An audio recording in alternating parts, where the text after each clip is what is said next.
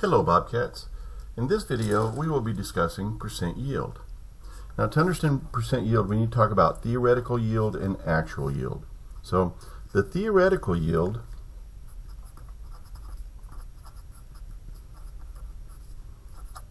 of a product is the maximum amount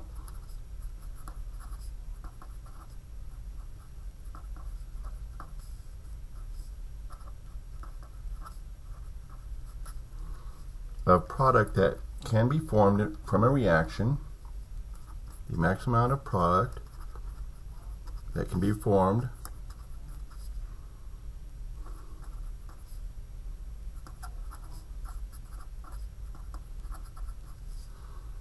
in a reaction based on the amount of reactants.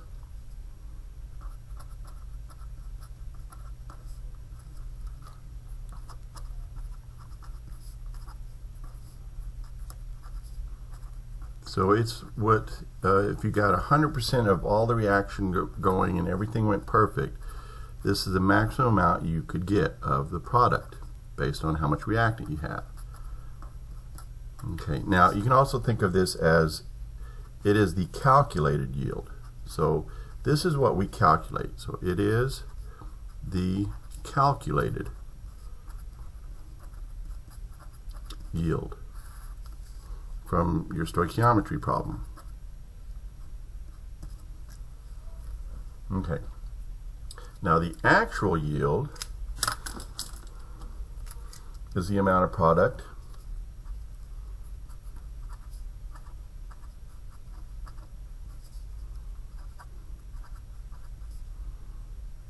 is the amount of product that is obtained in the experiment of product that is obtained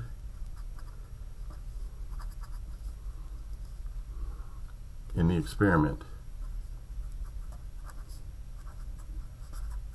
in the lab, if you want to say that, in the experiment in lab. Okay, so it's usually given in the problem. So the actual yield is usually given in the problem because you actually can't go into a lab and do it, so it's given in the problem usually.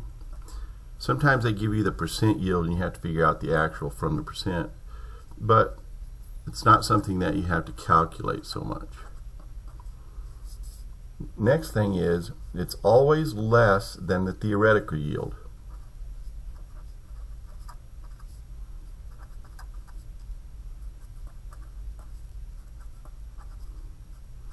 Because you cannot get 100% or a perfect reaction. There's too many conditions that you have to be aware of, or conditions that can change. Reactions will have other things that happen. So always less than theoretical yield because reactions will have other things occur.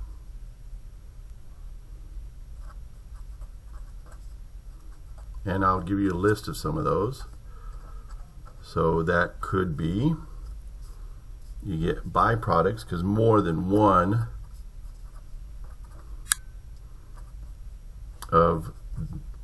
reaction happens sometimes. You don't get specifically the reaction you want. So you get other byproducts produced. You can have purification problems, or purification results in loss of product.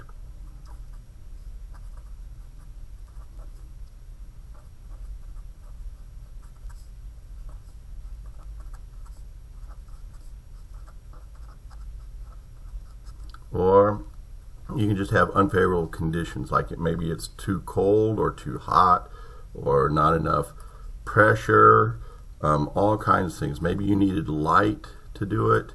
There's all kinds, so we would say unfavorable conditions, all kinds of environmental conditions that can cause it to go wrong. Okay, so your actual should never be more than your theoretical. Now, the next thing is we need to talk about percent yield. So now that we know what theoretical and actual are, our percent yield is defined as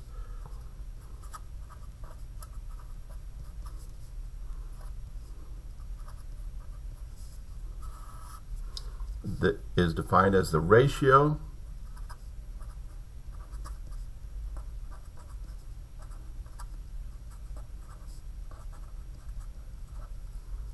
of actual yield to theoretical yield times 100.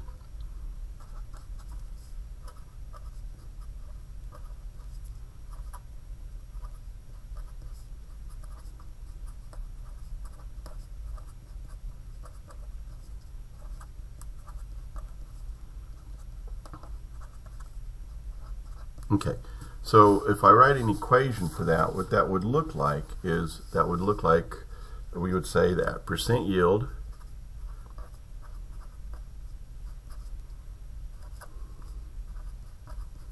is equal to actual yield divided by theoretical yield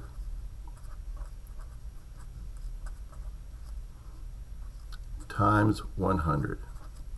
So that's the equation that we would use for this.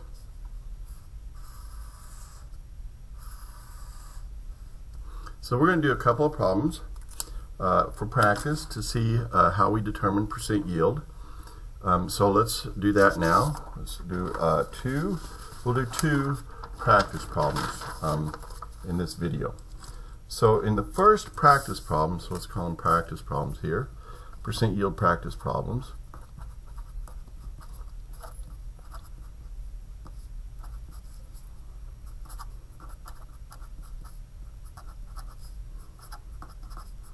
In the first practice problem,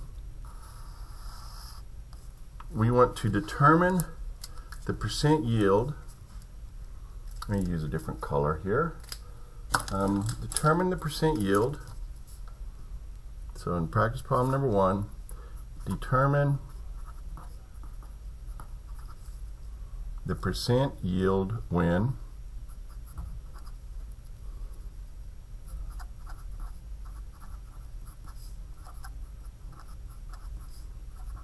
when 136.4 grams of solid copper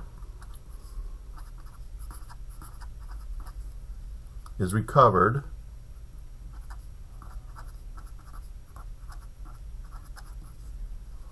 by reacting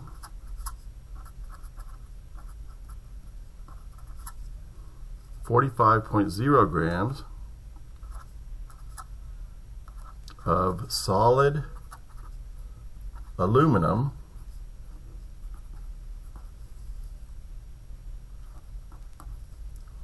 with excess copper 2 chloride.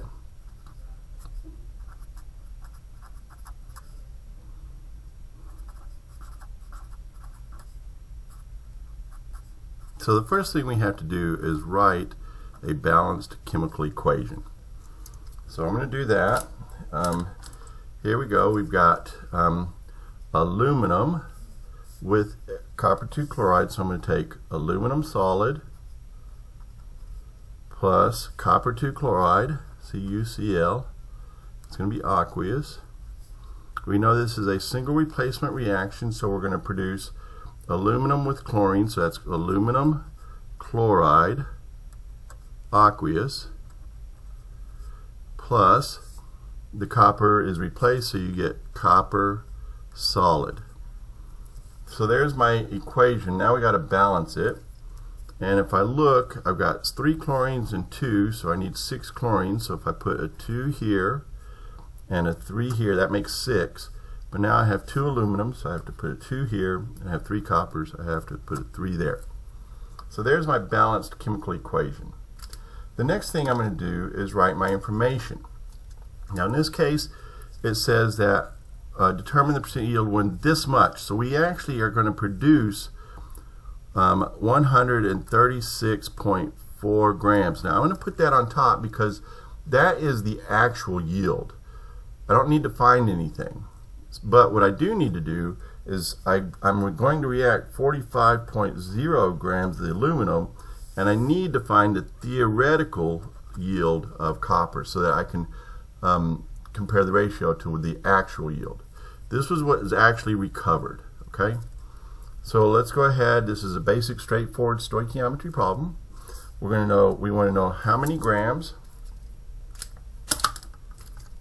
So how many grams of copper is produced when we react 45.0 grams of aluminum.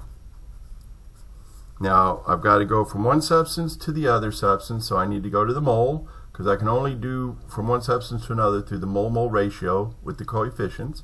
So I'm going to go to the mole. So 1 mole of aluminum is 26.98 grams of aluminum.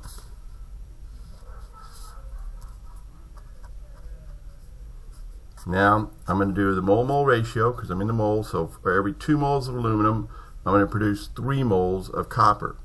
So for every 2 moles of aluminum, I produce 3 moles of copper. But I want the mass of copper, not the moles.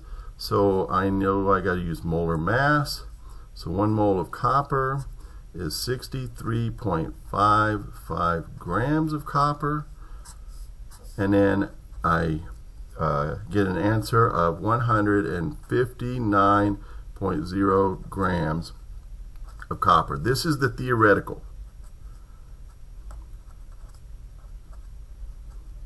Because I calculated that.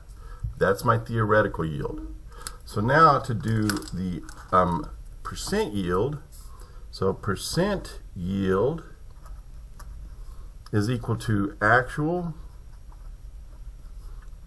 divided by actual, there we go, sorry, divided by theoretical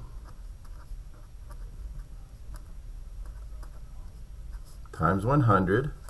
So again, my actual, the one that we recovered, was 136.4 grams divided by theoretical, what I calculated, 159.0 grams times 100, and that comes out to be 85.8% yield. Okay, so this is an example where we have just a straightforward stoichiometry, no limiting reactant or anything. You just have to be able to identify what is the actual and then calculate what is the theoretical. Now let's go do one more problem, but this time I'm going to make it a limiting reactant problem, so we have to practice limiting reactants.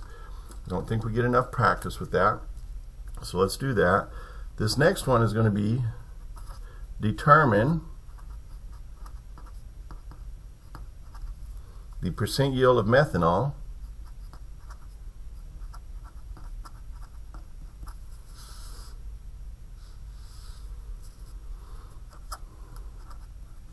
okay, I got to change pens, that one's not working so well. Percent yield of methanol which is CH3OH, sorry, if 63.5 grams of carbon monoxide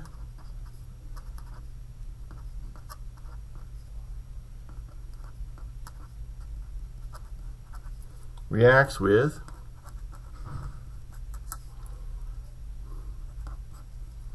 8.60 grams of hydrogen gas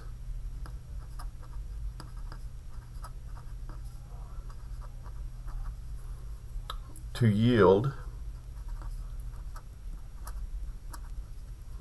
35.7 grams of methanol.